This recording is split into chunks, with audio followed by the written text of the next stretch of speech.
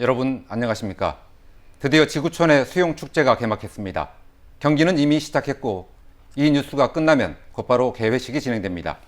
세계 수영 선수권 대회 개막에 맞춰 오늘 뉴스데스크는 광주, 목포, 여수 MBC 3사가 공동으로 전해드리겠습니다.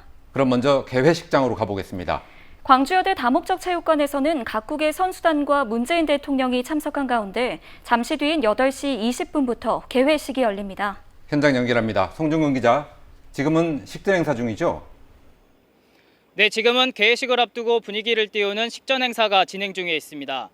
약 30분 뒤에 시작하는 개회식을 지켜보기 위해 시민들도 속속 도착하고 있는데요. 문재인 대통령과 이용섭 광주시장도 개회식에 참석해 환영사와 개회 선언을 할 예정입니다. 개회식은 평화의 물결 속으로라는 슬로건 아래 지구촌 미래를 향한 생명과 평화의 메시지를 전달합니다. 개회식의 관전 포인트는 세계 각국에서 가져온 물이 5.18 민주광장 분수대에서 하나가 되는 합수식입니다. 인간의 욕망으로 오염된 죽음의 물을 광주의 빛으로 치유하고 이를 순환시켜 인류의 평화와 번영을 기원한다는 메시지를 담고 있습니다. 5.18 민주광장 분수대와 광주여대 체육관 두 곳에서 이원 중계로 진행돼 생동감을 더할 예정인데요. 광주여대 체육관에선 다양한 영상과 함께 아쿠아그래피 그리고 360도 대형 영상 등을 통해 시민들에게 즐거움을 선사할 예정입니다. 출연진 역시 다양합니다. 우선 광주 시민들과 지역 예술가들이 개회식 행사에 참여해 직접 광주를 세계에 알리고 임을 위한 행진곡의 작곡가인 인종률 씨와 가수 소양 등이 출연해 풍성함을 더할 예정입니다. 지금까지 개회식이 열리고 있는 광주여대 체육관에서 MBC 뉴스 송정근입니다. 이번엔 주경기장으로 가보죠. 주 경기장은 남부대학교 국제수영장인데요. 여기에서는 다이빙과 경영 종목 경기가 열립니다. 네, 우정훈 기자, 경기는 이미 시작됐죠? 네, 남부대학교 국제수영장에 나와 있습니다. 이곳에서는 이번 대회 가장 많은 메달이 걸린 경영과 다이빙 종목이 치러질 예정입니다. 한편 오늘 시작된 다이빙 예선전을 시작으로 광주 세계수영선수권 대회 17일간의 열전이 시작됐습니다. 남부대 수영장에는 경기를 보려는 시민들이 아침 일찍부터 몰렸습니다. 이렇게 사람이 많을 줄 몰랐는데 너무 많아가지고 깜짝 놀랐고 그래서 다행히 표를 미리 예매해서 다행인 것 같아요. 자유형과 평영 등의 경영은 21일부터 진행되는 가운데 오늘은 주로 다이빙 경기 예선전이 펼쳐졌습니다. 다이빙 경기가 생소한 남녀노소 관중들은 선수의 화려한 공중 동작과 안정된 입수 자세를 보며 박수와 환호를 보냈습니다. 우아람 선수가 예선전 3위를 기록해 12위까지 주어지는 결선행 티켓을 따내는 등 우리나라 선수들의 선전도 잇따랐습니다. 선수들의 그 멋진 모습, 그리고 이렇게 저도 막 쾌감을 느껴지네요. 물속에 팍 들어가서 팍 올라올 때 이 여름의 더위가 그냥 싹 풀리는 것 같아요. 한때 수중발레나 싱크로나이즈드 수영으로 불렸던 아티스틱 수영 경기가 열린 염주종합체육관에도 선수들의 아름다운 모습을 보려는 관중들로 북적였습니다. 이번 수영선수권 대회의 첫 금메달 주인공은 내일 오전 바다 마라톤 대회인 여수 오픈워터 수영장에서 나올 예정입니다. 한편 개막식장인 광주여대 주변에 원래 예정돼 있던 5건의 집회 중 4건이 취소됐는데 경찰은 대회의 성공 개최를 위해 주최 측이 자진 철회한 것으로 보인다고 말했습니다. 대회 첫날인 오늘 경기장 안팎에서 큰 사고 없이 대체로 무난하게 대회가 치러졌다는 평가입니다. 지금까지 남부대 국제수영장에서 MBC 뉴스 우종훈입니다. 이번 대회는 6개 종목에서 선수들이 메달 레이스를 펼칩니다. 언제 어디에서 어떤 경기가 열리는지 문현철 기자가 전해드립니다. 오늘 막이 오른 다이빙 경기는 주 경기장인 남부대 국제수영장에서 오는 20일까지 펼쳐집니다. 세부 종목에 13개의 금메달이 걸려있고 내일 열리는 남녀 싱크로 플랫폼 경기에서 이번 대회 첫 메달이 나옵니다. 다이빙과 함께 오늘 오전 시작된 물속의 발레 아티스틱 경기는 염주 종합체육관에서 오는 20일까지 열립니다. 솔로와 듀엣 팀으로 나뉘는 세부 종목에 10개의 금메달이 걸려 있습니다.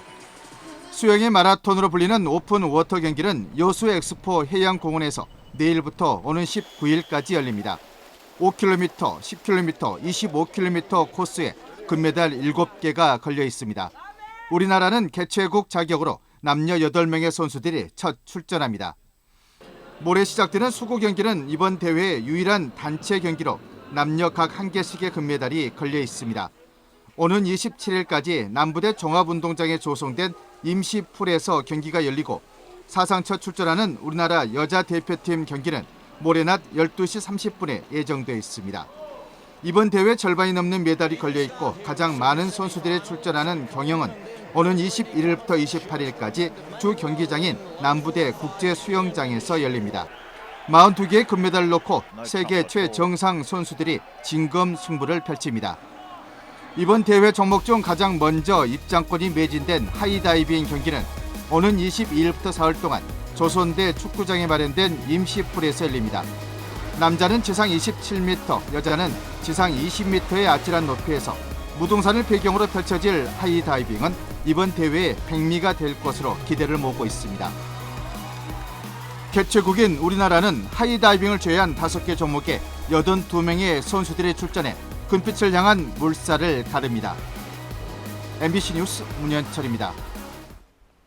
이번 대회에 출전하는 2,600여 명의 선수 가운데 어떤 선수가 스포트라이트를 받게 될지 벌써부터 궁금해집니다. 세계대회에 첫 출전하는 선수들부터 다관왕을 노리는 선수들까지 주목받는 선수들을 조희원 기자가 소개합니다. 42개의 금메달이 걸린 경영 종목에서 가장 주목받는 선수는 남자 부문에서 카엘렙 드레셀, 여자 부문에서는 케이키 레데키입니다. 두 선수 모두 국적은 미국입니다. 드레셀은 2년 전 헝가리 부다페스트 대회에서 역대 최다 금메달 기록인 7관왕에 올랐습니다. 수영 황제 마이클 펠프스의 뒤를 이을 대관식이 광주에서 치러질지 세계가 주목하고 있습니다. 살아있는 기록 제조기로 불리는 레데키 역시 광주에서 새로운 역사 쓰기에 나섭니다. 지난 2013년 스페인 바르셀로나 대회 이후 자유형 400과 800, 1500m 등 모두 3개 종목에서 4연패에 도전하고 있습니다. 유명한 선수가 많이 참여한 것도 중요하지만 그 선수들의 신기록에 더 관중들은 매력을 가질 것입니다.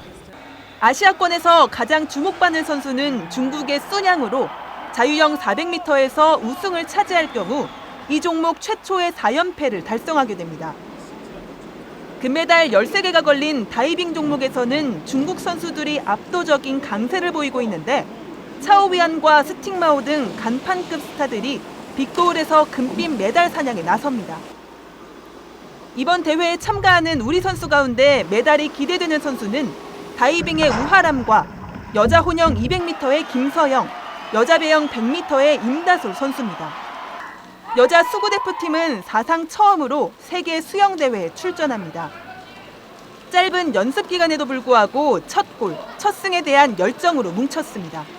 저희 그만큼 열심히 연습했으니까 많이 응원해 주셨으면 좋겠습니다. 저희의 목표는 1승. 많이 응원해 주세요. 역대 최대 규모로 치러지는 광주 세계 수영 선수권 대회에는 국적이 따로 없는 선수 2명이 피나 독립국적으로 참가할 예정이어서 이들이 얼마나 선전할지도 관심사입니다. MBC 뉴스 조희원입니다. 세계 수영대회가 열리는 동안 광주는 도시 전체가 축제장입니다. 예향의 멋을 뽐내는 축제가 곳곳에서 펼쳐집니다. 음악과 미술, 거리 공연 등 다양한 예술 축제와 함께 시티 투어 프로그램도 운영됩니다. 김철원 기자입니다.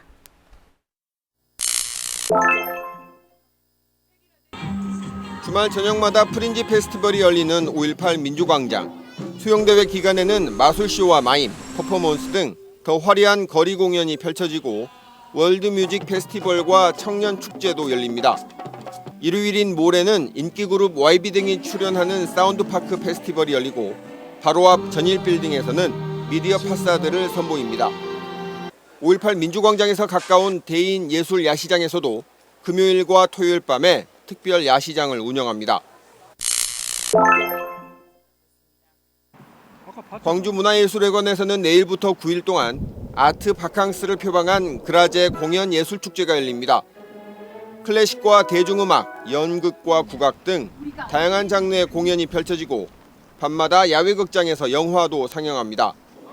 바로 옆 시립미술관에서는 맛있는 미술관을 주제로 다양한 미감을 선보이는 전시회가 열리고 있습니다. 남부대 주경기장과 염주체육관에는 마켓 스트리트가 운영됩니다.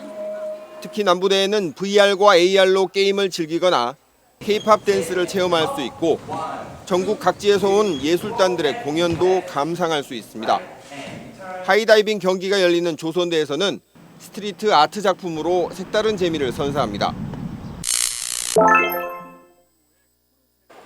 4년 전 유니버시아드 대회 때 외국인들에게 인기를 끌었던 시티 투어 프로그램은 한층 다양해졌습니다. 광주의 근대 역사를 돌아보는 100년 시간 투어, 5.18 사적지를 둘러보는 5월 버스, 국립공원 무등산 등을 순환하는 버스와 전통시장과 김치타운을 경유하는 특별버스 등 모두 6개 코스의 투어버스가 운영됩니다. 또 나주와 담양, 순천의 관광지를 연결하는 여행 프로그램도 준비되어 있습니다. MBC 뉴스 김철원입니다.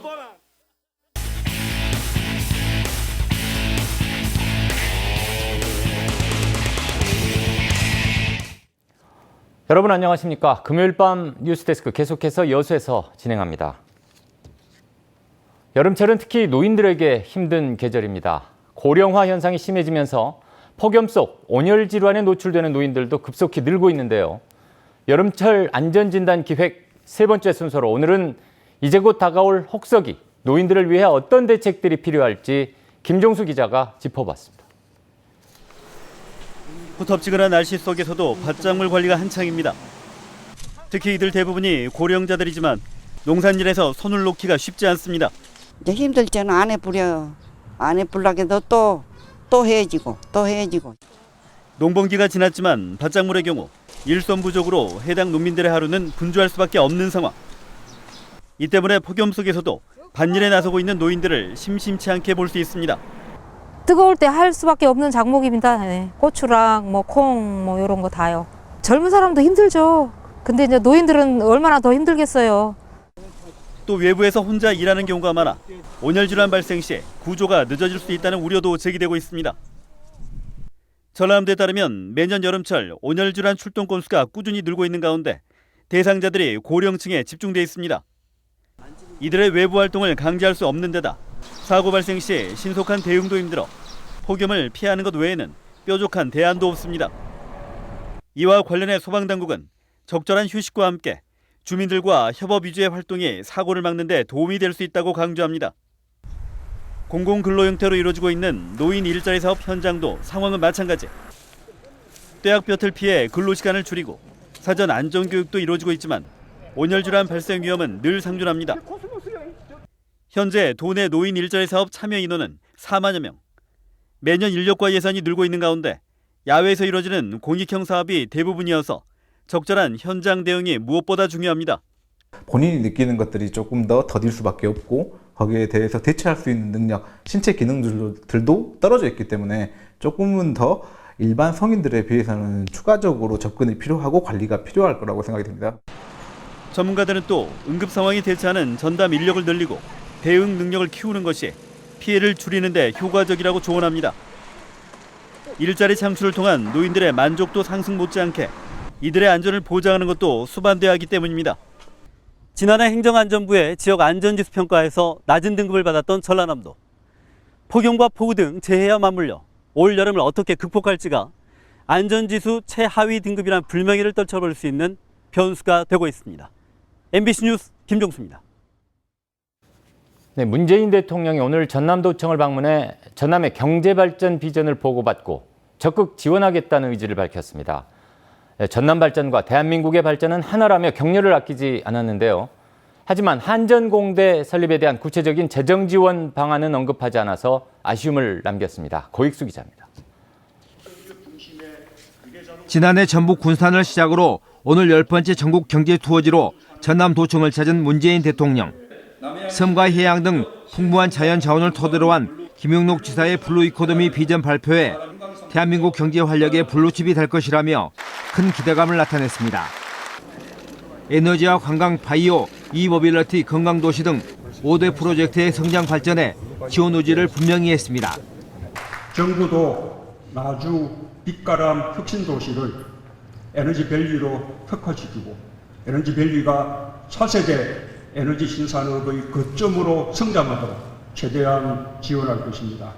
호남 고속철도 조기 완공과 광주 송정에서 순천 간 경전선 전철화, 무안공항 할주로 연장도 언급해 사업 추진에 탄력을 받을 것으로 보입니다. 그러나 한전공대 설립에 대한 정부의 재정 지원 방안은 구체적 언급 없이 개교의 차질 없도록 관심을 갖고 지원하겠다고 밝혔습니다. 전남의 발전과 대한민국의 발전은 하나입니다. 지난 10일 국가균형발전위원회는 한전공대 설립 기본계획을 심의 의결했습니다. 예정대로 2021년에 개교할 수 있도록 계속 관심을 가지고 지원하겠습니다. 또 남이안 신성장 관광벨트 사업도 정부가 함께하겠다는 원론적인 언급에 그쳤습니다. 1978년 해남 대행사에서 전남과 인연을 맺었다는 점을 상기시킨 문 대통령은 대한민국의 미래를 보여줄 전남과 항상 함께하겠다고 밝히고 광주로 향했습니다. MBC 뉴스 소익입니다. 순천시가 최근 센터장 채용과 관련해 논란이 되고 있는 순천시 자원봉사센터의 단독법인 전환을 검토하고 있습니다. 순천시는 자치단체장이 바뀔 때마다 정치적 논란에 휩싸이는 자원봉사센터가 독립성, 전문성이 보장되지 않는 시 직영 시스템에 문제가 있다고 보고 단독법인 전환 등 대책 마련을 준비해 올 하반기부터 본격 추진하겠다고 밝혔습니다. 앞서 순천시는 감사원으로부터 자원봉사센터장 채용 관련 감사 결과에 따라 담당 공무원에 대해서는 징계 처분을 내리고 논란이 된 센터장에 대해서는 종합적인 법률 검토에 나서고 있습니다. 여수시 공무원노조가 성명서를 통해 올해 하반기 인사가 승진 순위가 무시되고 직렬 안배가 부족했다며 반발하고 나섰습니다. 노조는 특히 기술직과 소수 직렬에 무보직이 많은데도 특정직이 보직에 다수 보임됐고 경력이 부족한 직원들의 초고속 승진 등으로 조직의 위화감을 조성하고 있다고 주장했습니다. 여수시는 지난 2일 국장급 3명, 과장급 16명에 대한 승진 인사와 함께 전보 인사를 단행한 바 있습니다. 전남 동부 지역 지역민 가운데 10만여 명이 물복지 혜택을 누리지 못하고 있다는 지적이 나왔습니다. 전라남도 의회 한근석 의원은 도내에서 상수도 미공급 지역이 1,700여 개소에 이르고 있다고 밝혔습니다.